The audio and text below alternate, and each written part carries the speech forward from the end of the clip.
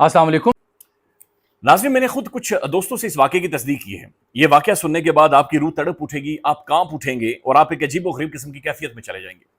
ये वाक़या नाज़रीन हमारे मुआशरे के सामने, हम सब के सामने एक सवाल भी है, जो आखिर में जिसका जवाब ढूंढने की मैं और आप कोशिश करेंगे।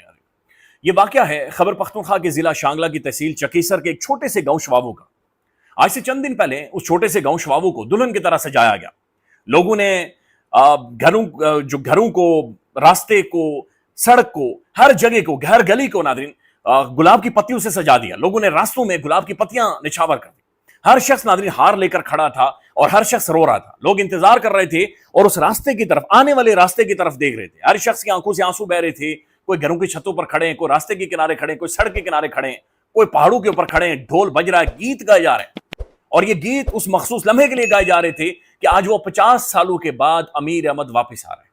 फिर नादरीन गाड़ी आती है, गाड़ी रुकती है और गाड़ी की फ्रंट सीट से ये बुजुर्ग उतरते हैं। इनकी दाढ़ी सफेद हो गई थी, चेहरे के ऊपर बुढ़ापे की झुर्रियां हैं, बाल सफेद हो गए हैं, कद घिस गया है, लेकिन आंखों से आंसू बह रहे हैं और वो शख्स धाड़े मारकर रोना शुरू हो गया।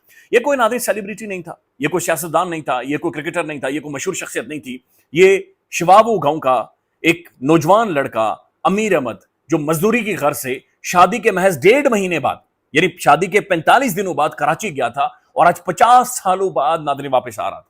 50 सालों बाद अमीर अहमद वापस अपने घर आ रहा था।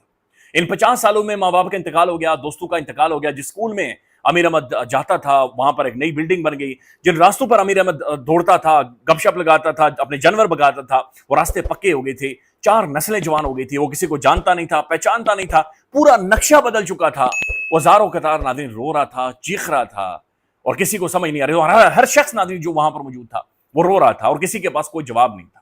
आखिर हुआ क्या था इस शख्स के साथ? ये सोचने समझने की जरूरत है और इससे सीखने की जरूरत है। अमीर अहमद ने यह वाकया बताया और यह वाकया बाकायदा से रिपोर्ट हुआ है।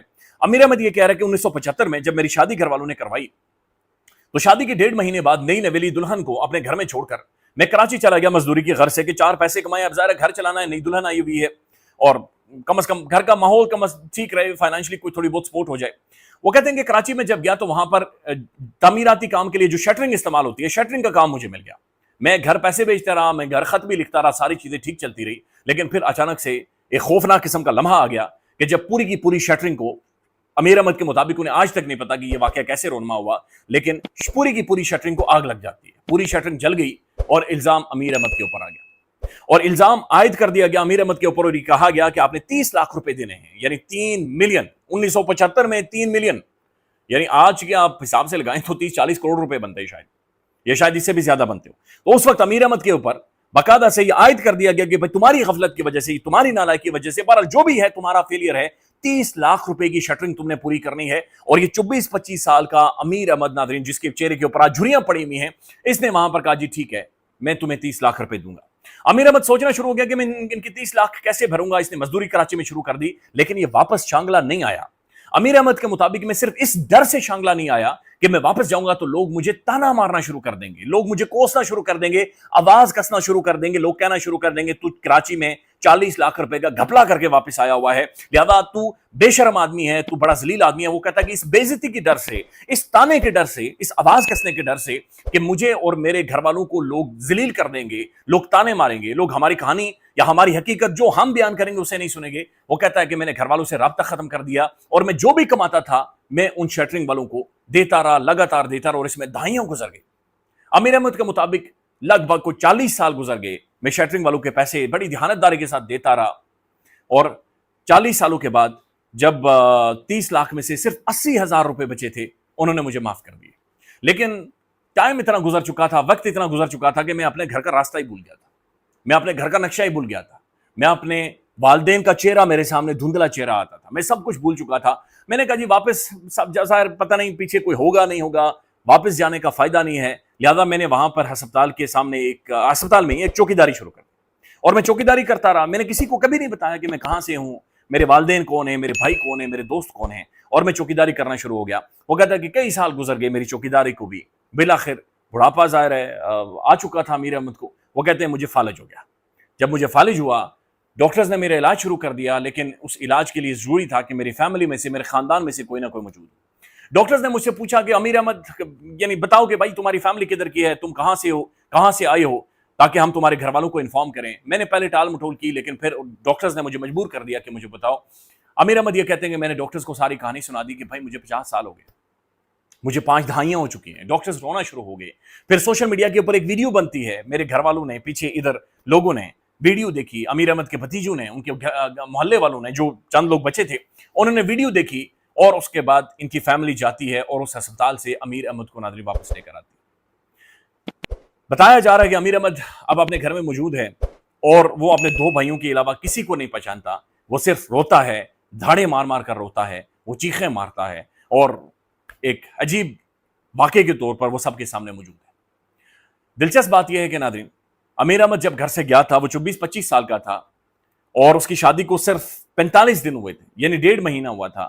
50 سالوں سے وہ نوجوان لڑکی آج بزرگ خاتون بن چکی ہے, وہ امیر احمد کا انتظار کرتی رہی. وہ آج تک وہ اس کے گھر میں انتظار کرتے ہوئے موجود تھی. امیر احمد جب گھر آیا تو اس نے سب سے پہلے اپنی بیوی سے, اس خاتون سے معافی مانگی کہ بھائی مجھے واپس آنا چاہیے تھا لیکن میں نہیں آ سکا, مجھے ڈر تھا کہ میرا معاشرہ, میرے لوگ مجھے تانے ماریں گے اور میں وہاں پر کیا کروں گا. اور یہ بھی رپورٹ ہوا ہے کہ امیر احمد نے کہا ہے کہ میں اپنی بیوی کے پاؤں بھی دباؤں گا. اس خاتون کی وفا کی انتہا تھی.